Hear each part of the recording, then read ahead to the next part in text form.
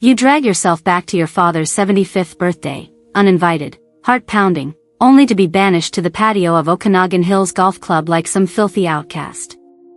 Inside, they clink glasses, their fake laughter slicing through the air, toasting a legacy that spat on your existence. They didn't just forget me, they erased me. 6 years ago, I left Kelowna, my soul shredded by a family who branded me a failure for choosing honor over their pathetic charade. I bled for this country, saved lives in a storm of fire and dust, and came home scarred, only for them to turn away, ashamed of my courage. The pain? It's a knife in my chest, twisting deeper with every smug smile inside. But as their lies fill the room, my jet screams across the sky, about to crash their perfect world. I'm Claire Tremblay. I'm 34 years old. And tonight, I'm here to burn their table to the ground. I pulled my rental SUV into the gravel lot of Okanagan Hills Golf Club, the engine's hum drowned out by the pulse of rage still burning from their betrayal. Kelowna hasn't changed in 6 years, same sprawling vineyard stretching across the hills, same glassy Okanagan lake catching the last light of a July evening, same pretentious charm that screams money while pretending it doesn't. The club sits like a crown on the lakeshore, its stone facade glowing under string lights, hiding the kind of people who measure your worth in square footage and stock options. I stepped out, my boots crunching on the gravel, wearing a tailored black dress, simple, sharp, nothing like the flashy sequins inside. The valet, a kid barely out of high school, gave me a look that said I didn't belong. He wasn't wrong, not to them. Inside, the air buzzed with clinking wine glasses and polished small talk. My father, Roland Tremblay, was turning 75, and this was his stage, a celebration of his so-called legacy, built on Tremblay Properties, his real estate empire that gobbled up half of British Columbia. I wasn't invited. No email, no text, not even a whisper from the family group chat I'd been kicked out of years ago. I heard about it through a cousin's Instagram story, of all things. So here I was, 2,000 kilometers from my life in Vancouver, walking into a room that didn't want me. The hostess, in a crisp white blouse, froze when she saw me.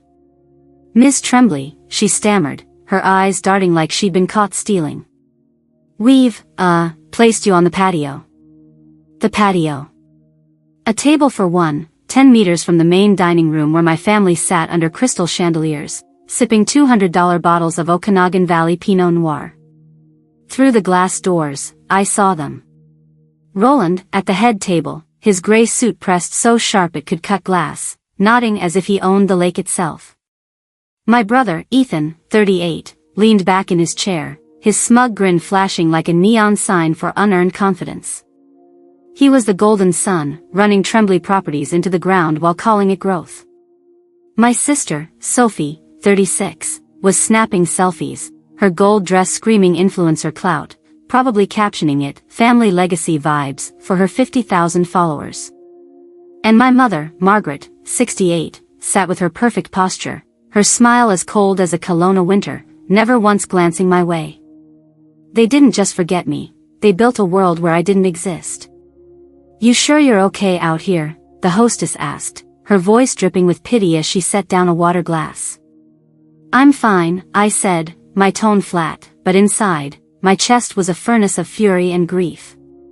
6 years ago, I walked away from this family, from their judgment, their dismissal of everything I'd fought for.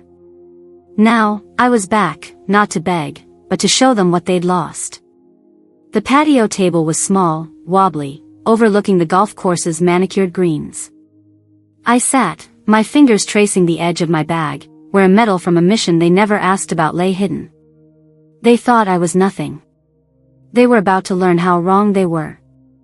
The patio air was thick with the scent of cut grass and Okanagan Valley wine, but it did nothing to cool the fire in my chest. I sat alone, my water glass sweating onto the cheap tablecloth, staring at the golf course stretching 300 meters into the distance, its perfect greens mocking my isolation. 6 years ago, I left Kelowna, not just the city but the weight of a family who saw my choices as stains on their polished legacy. The Tremblays didn't do messy. They built empires on clean contracts and cleaner reputations, and I was the daughter who dared to get her hands dirty. My fingers brushed the scar on my wrist, a jagged line from a mission in Afghanistan 7 years back, a wound they never once asked about. That scar, and the medal buried in my bag, were all that remained of a life they chose to erase. I was 27, a captain in the Canadian Armed Forces, stationed 7,000 kilometers away in Kandahar.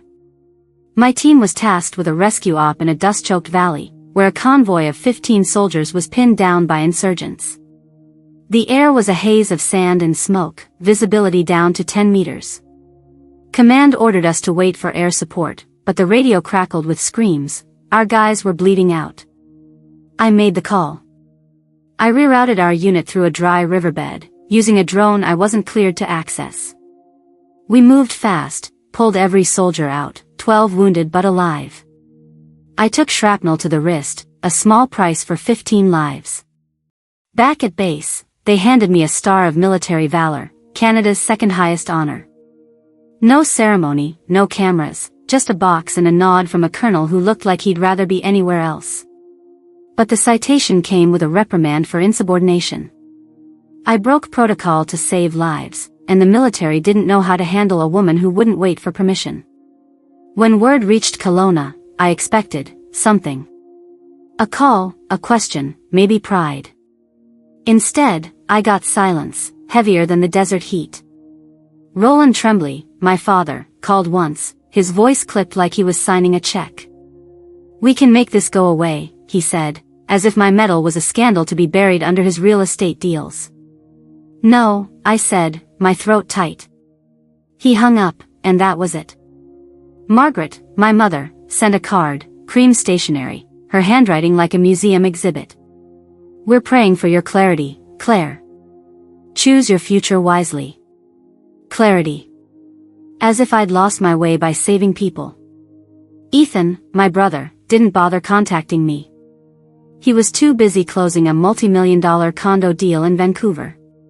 Sophie, my sister, tagged me in a meme about girl bosses, as if my blood and sweat were a hashtag. That was the last I heard from them. They didn't want a hero, they wanted a daughter who fit their Instagram aesthetic. I leaned back in the patio chair, the wicker creaking under me. The scar on my wrist itched, a reminder of the day I chose lives over rules. Inside, through the glass doors, I saw Roland raise a glass, his face glowing with the kind of pride he never showed me. Ethan was gesturing wildly, probably bragging about a new property in Kelowna's Mission District, oblivious to the debt piling up under his watch. Sophie adjusted her phone, angling for the perfect shot of her gold dress against the chandelier light. Margaret sat still, her smile a frozen mask, as if emotions were a luxury she couldn't afford. They were a portrait of perfection, and I was the smudge they'd wiped away. "Hey, you need a refill?" A server, barely 20, hovered near my table, his tray loaded with empty glasses. His name tag read Liam. I shook my head, my voice low. "I'm good." He glanced at the main room, then back at me, his eyes flickering with something like pity. "Must be tough, being out here while they're, you know." He gestured vaguely toward the laughter inside. I forced a smile, the kind that doesn't reach your eyes. "You have no idea." The pain wasn't just the patio, the exile, the unopened card from Margaret. It was the weight of knowing they'd rewritten my story. To them, I wasn't the captain who defied orders to save lives. I was the daughter who embarrassed the Tremblay name, the one who chose a uniform over a corner office. Every clink of glass from inside felt like a nail in my chest, hammering home the truth. They didn't just forget me, they chose to. I gripped the edge of my bag, where the Star of Military Valor lay, its ribbon frayed from years of being carried but never shown. It wasn't about glory. It was about the moment I decided to act, not for their approval, but because it was right. And now, sitting here, 10 meters from their perfect world, I knew I hadn't come back to beg for a seat. I'd come to tear their table apart. The patio at Okanagan Hills Golf Club was a prison of solitude, the kind that amplified every clink of glass and burst of laughter from the dining room 10 meters away. My water glass sat untouched, its condensation pooling on the table like tears I refused to shed. The Kelowna evening breeze carried the scent of pine and privilege, but it couldn't douse the fire in my veins, stoked by 6 years of being erased by the Trembleys. I'd come back to face them, not to grovel, but to stand in the shadow of their dismissal and let it fuel me. The glass doors slid open, and Sophie Tremblay stepped out, her gold dress catching the patio lights like a beacon of self-obsessed vanity. She held a flute of Okanagan Valley sparkling wine, tilting her head in that practiced influencer pose, as if the world owed her a close-up. "Claire, oh my gosh, I didn't even see you out here," Sophie said, her voice dripping with fake surprise, like she hadn't noticed me sitting alone while she curated her Instagram story. "This patio's so cozy, right?" Cozy. A word for hiding the fact they'd exiled me. I leaned back, my boots scraping the stone floor. "Sure, Sophie. Cozy's one way to put it." Her smile twitched, but she pressed on, swirling her glass. "You should have told us you were coming. We could have, found you a better spot." A better spot. Like I was a stray dog they'd forgotten to kennel. "I'm fine right here," I said, my voice low, sharp enough to cut through her performance. She glanced at my dress, simple black, no labels. "Love the minimalist vibe, by the way. Very practical." Her tone screamed clearance rack. I forced a smile, my fingers tightening on my bag where the star of military valor lay hidden. "Thanks. Your dress looks like it's auditioning for a Vegas billboard." Sophie blinked, then laughed, too loud, like she was filming a reaction video. "Oh, Claire, always so direct. So, what are you up to these days?" "Still doing that tech thing?" Tech thing. As if I'd been coding weather apps in a basement. "Something like that," I said, letting her think what she wanted. Before she could dig further, the doors slid open again. Ethan Tremblay strode out, his navy suit tailored to scream money, his smirk as wide as the 500 hectares of land he'd mismanaged for Tremblay Properties. "Well, look who's haunting the patio," he said, his voice laced with the kind of arrogance that came from never being told no. "Didn't know the Air Force gave leave for crashing family parties." I met his gaze, unflinching. "Didn't know failing at real estate was a full-time job, Ethan." His laugh was sharp, the kind that said he'd already won in his head. "Come on, Claire. You show up after 6 years, no invite, sitting out here like you're waiting for a job interview. It's sad. Sad." The word landed like a slap, but I didn't flinch. "I'm not the one drowning in debt while pretending it's growth," I shot back. His eyes narrowed, but he waved it off, sipping his wine. "You always were dramatic. Stick to your little tech gig. Leave the real work to me." He turned, gesturing at the dining room. "Dad's about to toast the future. Try not to make it about you." He walked back inside, leaving the air heavier than before. The doors opened a third time. Margaret Tremblay stepped out, her silk shawl draped like armor, her face a mask of practiced calm. "Claire," she said, her voice as cold as the Okanagan winter wind. "I didn't expect you." No warmth, no question, just a statement that felt like a verdict. "Clearly," I said, my tone flat but burning inside. She adjusted her shawl, avoiding my eyes. "This night is about Roland's legacy. It's not the place for complications." Complications. That's what I was to her, a glitch in their perfect narrative. "Don't worry, Mom. I'm not here to complicate things."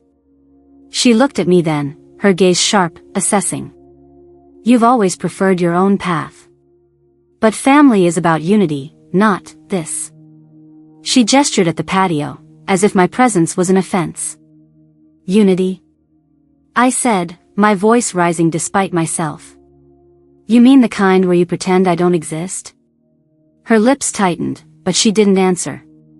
She turned, her heels clicking back to the dining room, leaving me with the echo of her dismissal. I sat back, my heart pounding, the scar on my wrist throbbing like a pulse. Each conversation was a fresh cut, reopening wounds I thought I'd buried. Sophie's fake concern, Ethan's smug superiority, Margaret's cold rejection, they weren't just ignoring me, they were rewriting me as nothing. But I wasn't nothing. Not anymore. Through the glass, I saw Roland laughing with a group of investors, Ethan clapping a hand on his shoulder, Sophie snapping another photo. They thought they owned this night, this club, this legacy.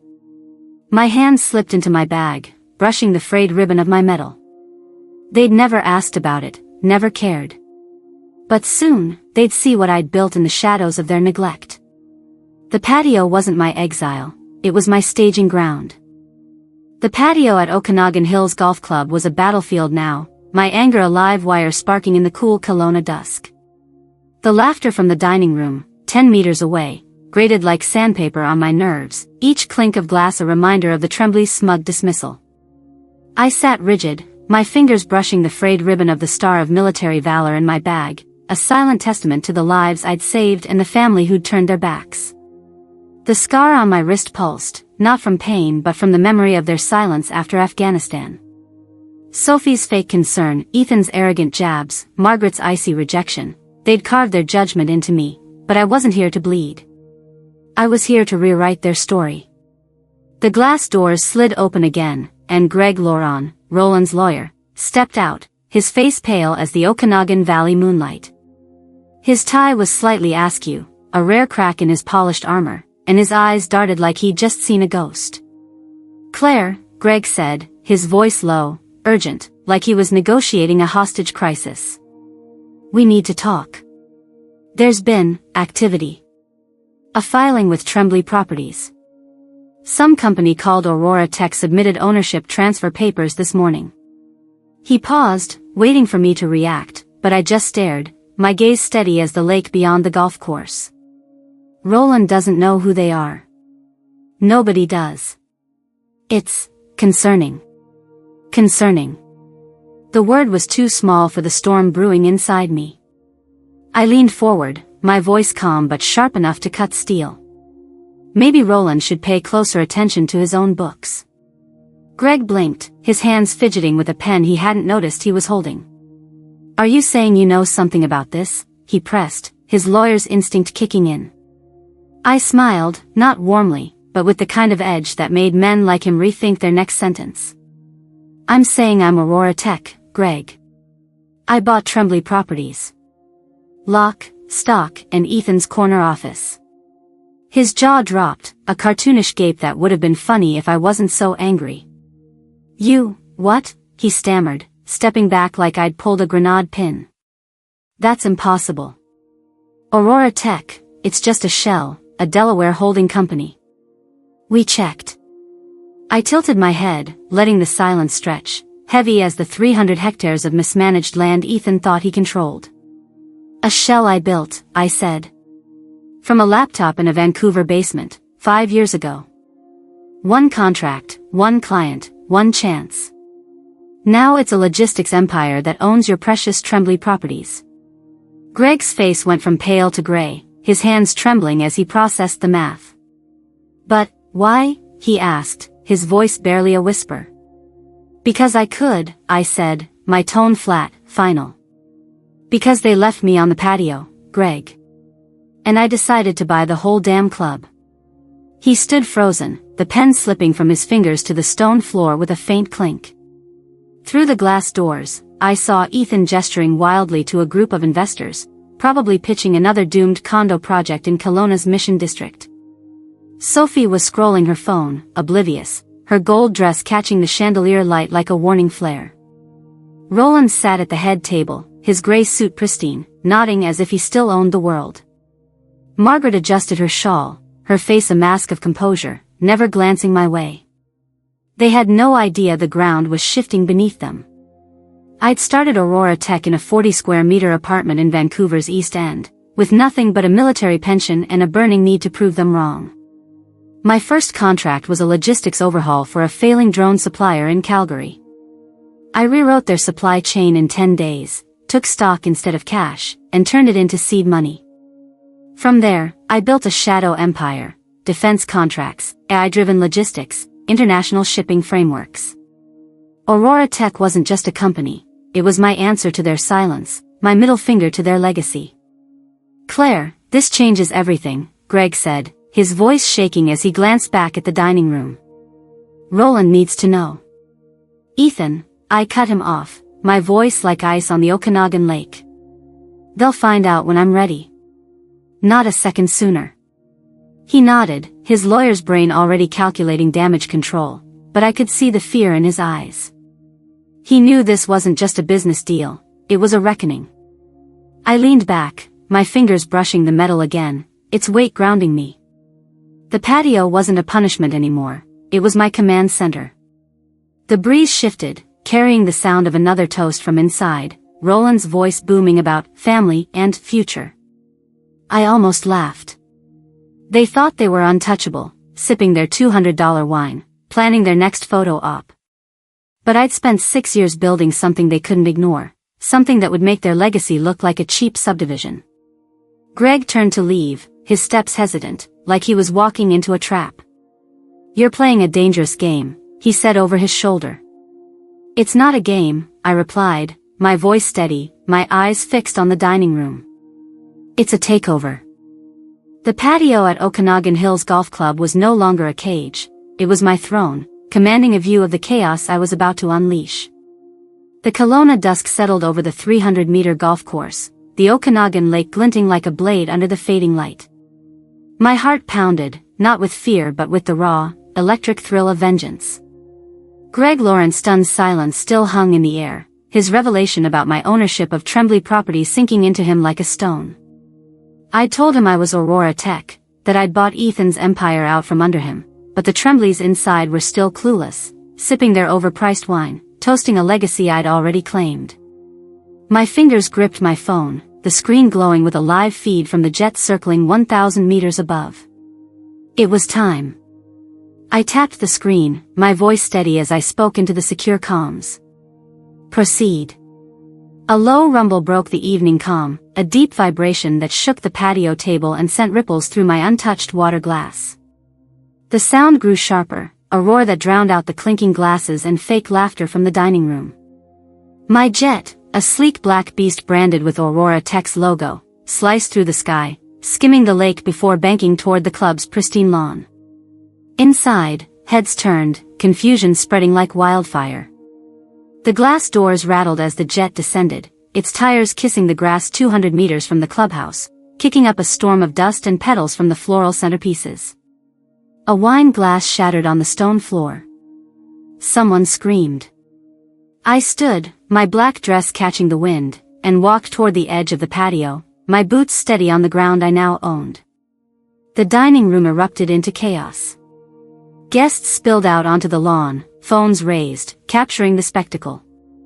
Ethan Tremblay pushed through the crowd, his navy suit wrinkled, his face red with fury.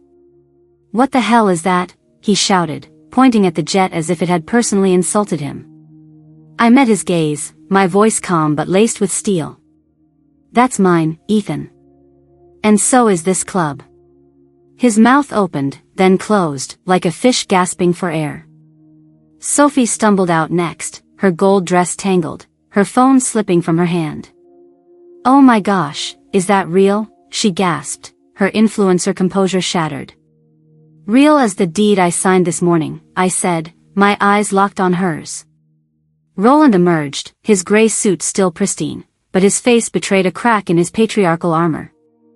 Margaret trailed behind, her shawl slipping, her icy facade melting into something like fear. Greg Lawrence, still pale, pushed through to Roland's side, muttering, she owns it, Roland. Tremblay Properties, the club, everything. Roland's eyes narrowed, his voice low, dangerous. Claire, what is this nonsense? I stepped closer, the jet's engines idling behind me, a low growl that matched the fire in my chest. It's not nonsense, Dad. It's a takeover. Aurora Tech owns Tremblay Properties, Okanagan Hills, and every blade of grass you're standing on. Ethan spluttered, his voice rising to a near scream. You can't just buy my company. I built that. I turned to him, my smile cold as the lake's depths. You built debt, Ethan. I built an empire. I paid your bills and took your keys. The crowd parted as my operations lead, Nathan Hayes, stepped off the jet, a tablet in hand, his face as unreadable as a granite cliff. He handed me the device, his voice clipped. Ownership transfer complete, Miss Tremblay. Aurora Tech holds 82.4% of Tremblay properties and full title to Okanagan Hills.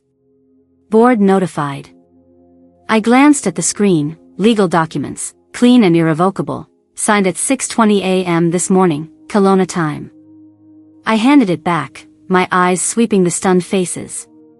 Sophie clutched her phone, her fingers trembling as she whispered, "You're the CEO?" I nodded, letting the weight of it land. "Always was, Sophie. You were just too busy posting to notice." Margaret took a step forward, her voice tight, trying to reclaim control. "Claire, this is not how we do things. You could have come to us, discussed this like family." I laughed, a sharp, bitter sound that echoed across the lawn. "Family? You sent me a card when I saved lives. You put me on the patio tonight. Don't talk to me about family." Roland raised a hand, his voice commanding but shaky. "Enough. You've made your point. What do you want?" I stepped onto the grass, the jet's shadow stretching behind me like a crown. "I don't want anything from you," I said. "I already took it." The wind carried the scent of jet fuel and shattered pride. The guests stood frozen, their phones still recording, capturing the moment the Tremblay legacy crumbled. Ethan's face was a mask of rage, Sophie's eyes wide with shock, Margaret's hands clenched, and Roland looked at me like he was seeing me for the first time. I didn't need their approval. I'd built Aurora Tech from a 40-square-meter Vancouver apartment, turned military precision into a logistics juggernaut, and now I held their world in my hands. The jet's engines hummed, a reminder of the power I'd earned while they sipped wine and pretended I didn't exist. This wasn't just a landing, it was a declaration. The Okanagan Hills Golf Club lawn was a war zone of shattered illusions, the jet's engines still humming 200 meters away, a low growl that mirrored the fury in my veins. The Kelowna night air was cool, but my skin burned with the weight of 6 years of betrayal, each rejection from the Tremblays a spark in the fire now roaring inside me. The dining room, visible through the glass doors, was a mess of overturned chairs and stunned faces, the guests' phones still raised, capturing the wreckage of Roland Tremblay's legacy. I stood on the grass, my boots firm on the ground I'd bought, my black dress billowing in the breeze off Okanagan Lake. Ethan's rage, Sophie's shock, Margaret's crumbling facade, they were all just noise now. I'd shown them I owned Tremblay properties and this club, but one final truth needed to be spoken. Roland stepped forward, his gray suit catching the patio lights, his face a storm of pride and panic. He grabbed my arm, pulling me toward the edge of the lawn, away from the crowd. "Claire, this stops now," Roland hissed, his voice low but shaking, like the lake surface before a squall. "You've humiliated us enough. Let's talk privately, keep this in the family." Family. The word was a blade, twisting in the scar on my wrist from that Afghan riverbed 7 years ago. I yanked my arm free, my eyes locked on his. "You don't get to call me family, Roland. Not after you erased me." His jaw tightened, but he pressed on, his tone shifting to that patronizing calm he used for boardroom deals. "You're upset, I get it. But this," he gestured at the jet, "the chaos, this isn't how we build. Tremblay Properties is my life's work. You can't just take it." I laughed, sharp and cold, the sound cutting through the murmurs of the crowd. "Your life's work?" You handed it to Ethan, who turned it into a $50 million debt pit. I didn't take it, Roland. I saved it. He stepped back, his face paling as if I'd struck him. "You don't understand," he said, his voice cracking. "This was meant for Ethan, for the future." I leaned in, my voice steady, each word a hammer. "The future you planned was bankrupt. I bought it, restructured it, and made it mine.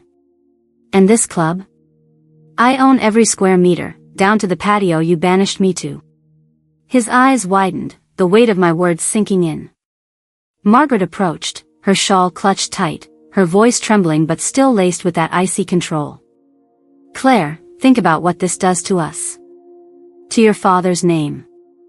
I turned to her, my anger a live wire. You sent me a card when I saved 15 lives, Margaret. You told me to choose my future wisely. I did. And it doesn't include your name. Sophie hovered nearby, her gold dress dulled by the chaos, her phone forgotten in her hand. Claire, please, she whispered, her voice small, almost pleading. Can't we just talk? Like sisters? I stared at her, the sister who'd tagged me in memes while I bled for this country. Talk. I said, my tone dripping with scorn. You had 6 years to talk, Sophie. Instead, you posted about legacy while I built one. She flinched, stepping back, her eyes darting to Ethan, who stood frozen, his fists clenched, his face a mask of impotent rage. You're nothing without us. Ethan spat, his voice hoarse. You think you're some big shot now? This is a stunt. I smiled, cold as the Okanagan winter. A stunt? Check the contracts, Ethan. I own 82.4% of your world. Your office, your title, your pride, it's all mine. Nathan Hayes, my operations lead, stood silently nearby, his tablet glowing with the final documents. I glanced at him, nodding. Send the memo, I said. He tapped the screen, his voice clipped. Club policy updated, Miss Tremblay. No guest will be seated on the patio without your explicit consent. I turned back to Roland, my voice low, final. No one gets exiled again. Not on my land. The crowd was silent, the air heavy with the weight of my words. Roland's shoulders slumped, the fight draining from him. Margaret looked away, her composure shattered. Sophie clutched her phone like a lifeline, and Ethan's rage fizzled into stunned disbelief. I didn't need their apologies or their seats. I'd rewritten the rules, and they'd never forget it. The Okanagan Hills Golf Club stood silent now, its manicured lawn scarred by the jet's landing, a 200-meter testament to the power I'd claimed. The Kelowna night wrapped around me like a cloak, the cool air off Okanagan Lake carrying the faint scent of pine and the wreckage of the Tremblay legacy. I walked away from the chaos, my boots steady on the grass I owned, leaving behind the shattered dining room where Roland, Ethan, Sophie, and Margaret stood frozen, their world upended. My heart no longer burned with rage, it was calm, resolute, a furnace cooled by victory. I'd shown them I wasn't the failure they branded me 6 years ago. I'd bought their company, their club, their pride, and rewritten the rules that exiled me to the patio. Now, I was done with their table. I drove 5 kilometers through Kelowna's quiet streets, the city's vineyards and lakefront homes blurring past, until I reached my office tower, a sleek, 40-story glass giant overlooking the city from the Mission District. The elevator hummed as it carried me to the top floor, where Aurora Tech's headquarters pulsed with quiet efficiency. I stepped into my corner office, the floor-to-ceiling windows framing Kelowna's lights like a map I'd redrawn.